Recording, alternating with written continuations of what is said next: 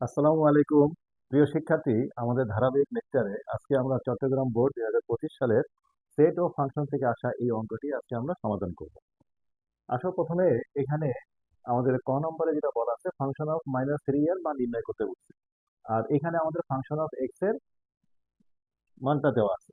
তাহলে এটা থেকে আমরা কি করব, ফাংশন অফ -3 এর মানটা বের করে নিই। আসো তাহলে আমরা অঙ্ক শুরু করি। তো ক নম্বরে আমরা দেওয়া আছে এই ফাংশন অফ এক্স, এই ফাংশন অফ এক্স এটা ইজিক্যাল টু আমাদের 3x - 4 5x - 8 এই মানটি আমাদের দেওয়া আছে।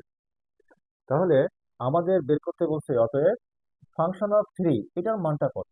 ফাংশন অফ -3 এর মান আমাদের বের করতে বলছে।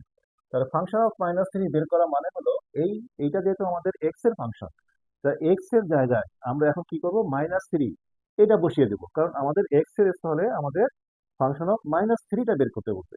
তাহলে আমাদের এখানে যে এক্স এর ফাংশন আছে, এখানে আমরা -3 এক্স এর জায়গায় বসিয়ে দেবো। -4 5 -3 -8, এটাকে আমরা একটু সিম্পলিফাই করি। তাহলে আসে আমাদের 3 3 9 -9 -4, আর এখানে আসে -3 5 15 -8। তাহলে এখানে আমরা পাচ্ছি হলো -13, আর নিচে আসতেছে কত আমাদের 23 মাইনাস। তাহলে মাইনাস মাইনাস কেটে গেল, আমাদের থাকে হলো 13/23।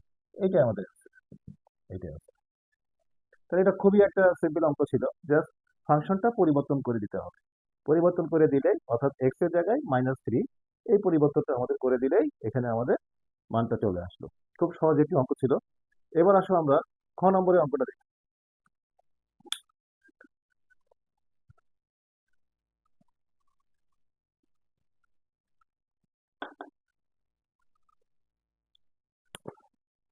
খ নম্বর অঙ্কটিতে আমাদের এই টোটাল ফাংশনের মানটি বের করতে বলছে।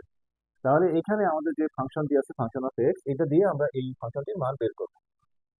তাহলে দেওয়া আছে function of x is equal to 3x - 4 5x - 8, এটা দেওয়া আছে। এখানে দেখো আমাদের ফাংশন আছে 1/x²। এখানে ফাংশন 1/x², এই ফাংশন 1/x² সমান কত হয় এটা আমরা এখানে দেখে নেব। অতএব function of 1/x² is equal to কত হবে, এই এক্স এর স্থলে আমরা ফাংশনটা পরিবর্তন করে 1/x² এখানে বসিয়ে দেব। অর্থাৎ এখানে আমাদের লিখতে হবে এক্স এর জায়গায় 1/x²। এইটা এই ফাংশন পরিবর্তন করে লিখলাম এক্স এর জায়গায় 1/x²। এখন এটাকে আমরা একটু সরল করি। তাহলে এখানে আসবে আমাদের 3/x² - 4, এখানে আসবে 5/x² - 8। তাহলে উপরে এটাকে আমরা যদি সরল করি তাহলে আমাদের লসাগু হলো x²। তাহলে উপরে থাকে 3 - 4x²। আর নিচের ভগ্নাংশ এই পুরো রাশিটা যদি আমরা সরল করি তাহলে x² আমাদের লসাগু, এখানে 5 - 8x² আসে। সরল করার পরে আমাদের এটা আসবে। এখন উপরের ভগ্নাংশ নিচে একটা ভগ্নাংশ ভাগ অবস্থায় আছে, তাহলে এটাকে আমরা গুণ করে দিলে আমাদের 4x²। তাহলে এই যে ভাগটা যদি আমরা গুণ করে দিই তাহলে কি হবে, নিচের ভগ্নাংশটি উল্টে যাবে। তাহলে x² এর 5 - 8x², এটা। এখন আমাদের এই x² কেটে গেল। তাহলে আমাদের উপরে থাকবে হলো 3 - 4x², আর নিচে থাকবে হলো 5 - 8x²। তাহলে এই মানটা আমরা পেলাম হলো, তার মানে আমরা পেলাম ফাংশন অফ 1/x² সমান 3 - 4x², 5 - 8x², এই মানটি আমরা পেলাম। এখন তুমি যদি একটু লক্ষ্য করো, আমাদের যে মানটি বের করতে বলছে এই মানটির উপরে আমরা দেখতেছি এই ফাংশন অফ 1/x², এইটা -1, আবার ফাংশন অফ 1/x² +1। অর্থাৎ আমরা যদি এভাবে চিন্তা করি যে এর নিচে ধরো এই ফাংশন অফ 1/x² এর নিচে একটি 1 আছে, ধরো এভাবে চিন্তা করলাম যে একটা 1 আছে। তাহলে এইটাকে আমরা যোজন বিয়োজন করলে, এটা সমীকরণকে আমরা যদি যোজন বিয়োজন করি তাহলে এই ফর্মেটে চলে আসে। যেহেতু উপরে আমাদের মাইনাস আছে তাহলে আগে আমরা বিয়োজন, তার মানে এখানে আমরা যোজন বিয়োজন না করে আমরা বিয়োজন যোজন করব। বিয়োজন যোজনটা কি দেখো খেয়াল করে, যে এই যে উপরের যে অংশটা থাকে, অর্থাৎ আমরা যেটা লব বলি, এই লবকে হর দিয়ে মাইনাস করতে হবে। তো এই যে আমাদের লবকে এই হর দিয়ে মাইনাস করে দিলাম, আবার লবকে হর দিয়ে প্লাস করে দিলাম। তাহলে আমরা যেহেতু উপরে বিয়োগ করছি, তাহলে এটা হলো বিয়োজন, আর নিচে যেটা আমরা যোগ করছি এটা হলো যোজন, তাহলে আমরা বিয়োজন যোজন করলাম। ঠিক একইভাবে এই সমীকরণের উভয় দিকে একই কাজই আমাদের করতে হবে। তাহলে এই পাশটা তাই উপরে যে অংশটি আছে অর্থাৎ লব, এই লবকে হর হর দিয়ে বিয়োগ করে দেব। তাহলে বিয়োগ করলে আমাদের আসবে এখানে -5, আর এইখানে মাইনাসে মাইনাসে প্লাস 8x²। আবার লব প্লাস হর, তাহলে এটা আমরা কি করলাম, এটা আমরা করলাম বিয়োজন যোজন, বিয়োজন যোজন করে এইভাবে করলাম। তাহলে এখন দেখো এই যে বিয়োজন যোজন করার পরে বাম দিকে যে অংশটা, এই অংশটা দেখো আমাদের যে মানটি বের করতে বলছে, এখানে এই মান বের করার অংশটাই কিন্তু এখানে চলে আসলো। অর্থাৎ এখন আমরা ডান দিকটাকে যদি একটু সরল করে নিই, তাহলেই কিন্তু আমাদের যে মানটি চেয়েছিল, অর্থাৎ function of 1/x² - 1, function of 1/x² + 1, এর মানটা আমার এখানে চলে আসবে। তাহলে এটাকে আমরা একটু সরল করে দেখি এর মানটা কত আসে। এখানে আমাদের পাচ্ছে হলো এখানে 3, আর এখানে -5, তার মানে আমাদের থাকলো -2। আর এখানে আছে আমাদের -4x², আর এখানে আছে +8x²। তাহলে আমাদের থাকবে +4x²। 8 থেকে 4 বাদ দিলে আমাদের আরো 4 থাকে, তাহলে 4x²। আর এখানে আমাদের থাকে 3 আর 4, এই 5 মিলে হলো 8। 8 মাইনাস এখানে আমাদের থাকলো হলো এই 8 আর 4 কত হলো 12, 12x²। এটা এখন উপরের যে টার্মটা আছে, উপরের টার্মটাকে আমরা সাজিয়ে লিখবো, পাশাপাশি আমরা এখান থেকে 2 কমন নিতে পারি। তাহলে 2 কমন নিলে আমাদের এই পদটা প্রথমে লিখলাম 2x² থাকে, আর এখানে -2 ছিল, এটা -1 হয়ে গেল। আর এখান থেকে আমাদের 4 কমন যায়, 4 কমন নিলে এখানে থাকে হলো আমাদের 2, আর এখানে 3 4 12 x²।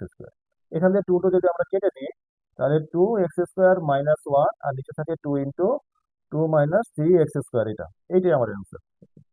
অর্থাৎ এই যে অংশটা আমাদের যে মানটি বের করতে বলছিল, এই মানটি আমাদের বের হয়ে গেল, আমাদের এই অংশের মানটা বের করতে বলছে।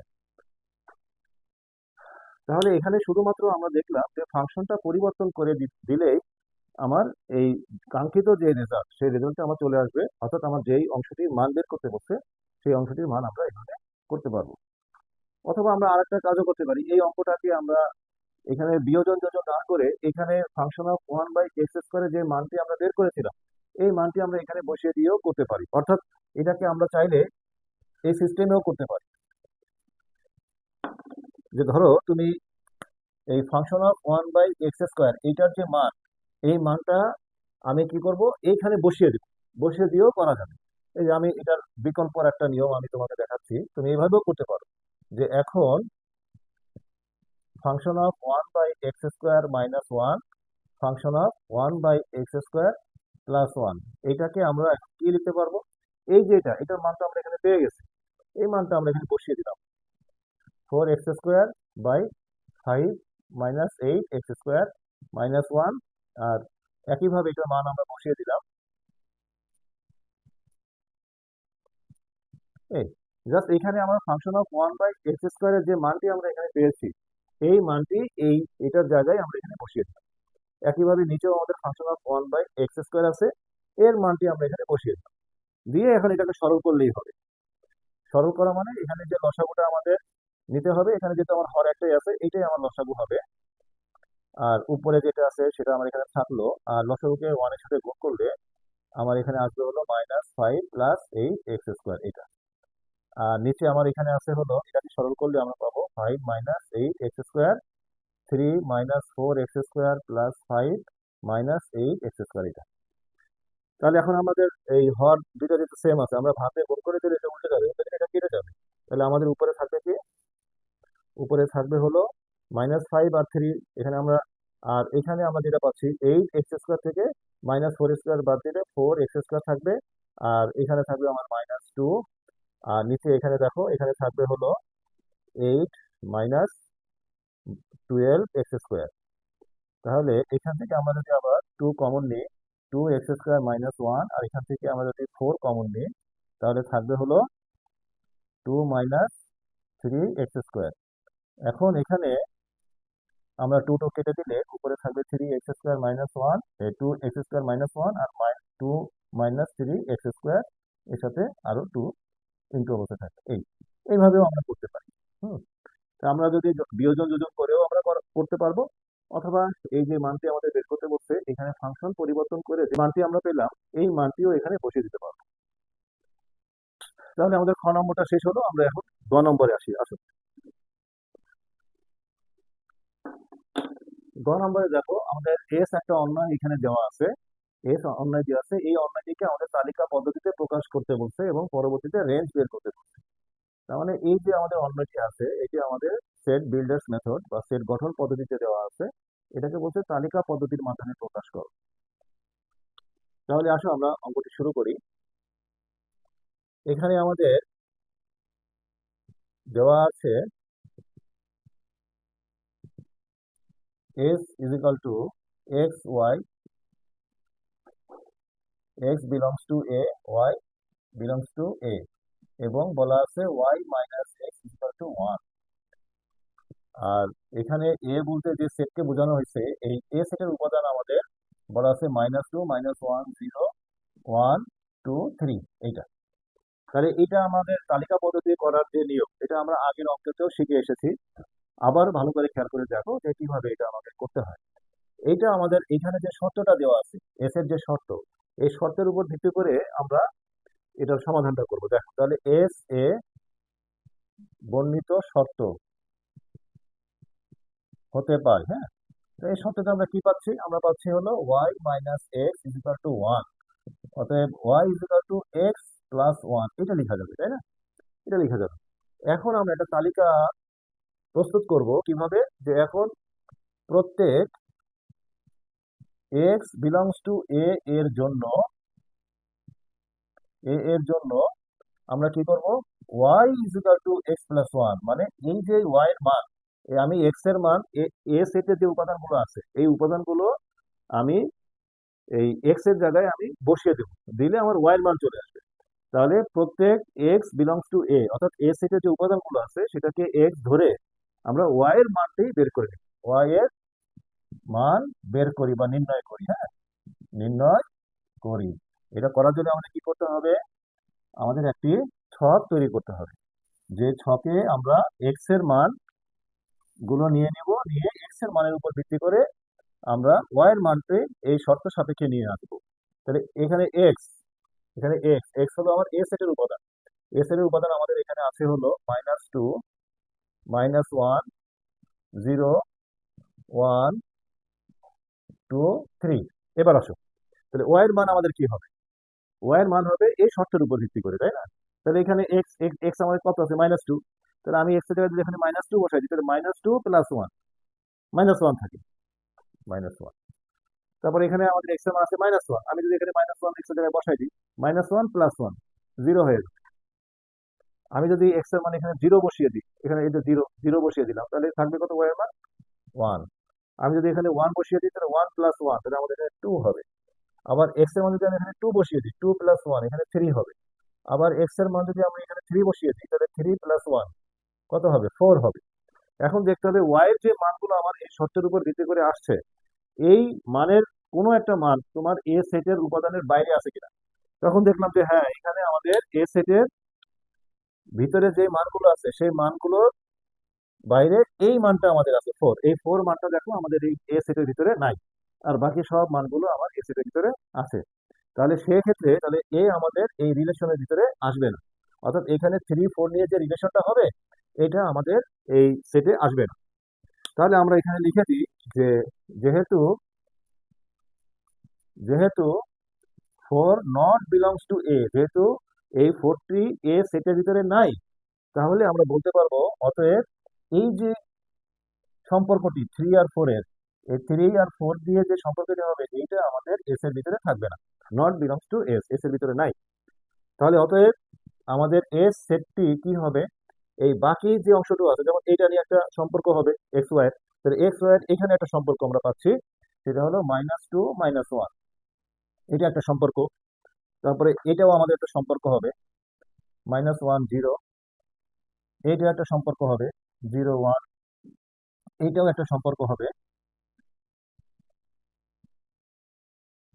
1 2, আর এইটা একটা সম্পর্ক হবে, অর্থাৎ 2 3। এই যে সম্পর্কগুলো আমরা একটা সেট আকারে যখন লিখলাম, এটাই হলো আমাদের এ সেটের তালিকা পদ্ধতির মাধ্যমে প্রকাশ হয়ে গেল। এখন আমাদের আবার রেঞ্জ বের করতে বলছিল, রেঞ্জ, তাহলে রেঞ্জ কত হবে? রেঞ্জ হলো এই যে সম্পর্কগুলো আমাদের তৈরি হলো, এই সম্পর্কে দ্বিতীয় যে উপাদানগুলো থাকে এগুলোকে আমরা রেঞ্জ বলি, আর প্রথম উপাদান যেটা থাকে সেটাকে আমরা ডোমেইন বলি। তাহলে আমাদের যদি রেঞ্জ বের করতে বলছে, সেই সময় দ্বিতীয় উপাদান, যেমন এখানে -1 আছে, -1, এখানে 0 আছে, 0, এখানে 1 আছে, 1, এখানে 2, আর এখানে 3। তা এইটা হলো আমার ডোমেনের সেট। এই, তাহলে আমাদের এসকে তালিকা পদ্ধতিতে প্রকাশ হয়ে গেল, পাশাপাশি আমাদের ডোমেনও বের হয়ে গেল। এটাই আমার অ্যান্সার। হ্যাঁ, তাহলে আমার অঙ্কটি এখানে এটাই শেষ হয়ে গেল। খুব সহজ একটা অঙ্ক, খুবই সহজ। এই সেট, মানে চট্টগ্রাম বোর্ড 2025-এ যে সেটের সেট এবং ফাংশন নিয়ে যে অঙ্কটি আসছে, খুবই সহজ অঙ্কগুলো। তবে এগুলা খুবই কমন অঙ্ক। হ্যাঁ, এগুলো তোমরা, মানে একই অঙ্ক, দেখো তুমি এই অঙ্কটি আমরা এই যে পরপর যে সেট ও ফাংশন থেকে প্রশ্নগুলো সমাধান করলাম, তার প্রায় প্রশ্নেতেই কিন্তু এই অংশটি আসছে যে এস একটা অন্যায় দেওয়া আছে, এটাকে তালিকা পদ্ধতিতে প্রকাশ করে হয় ডোমেন অথবা রেঞ্জ বের করতে বলে। একটা কমন প্রশ্ন, এটাও তোমরা ভালো করে প্র্যাকটিসে রাখবা। তো ঠিক আছে, আজকে এই পর্যন্তই থাকলো, আজকে আমরা একটা সলভ করলাম। ঠিক আছে, আল্লাহ হাফেজ।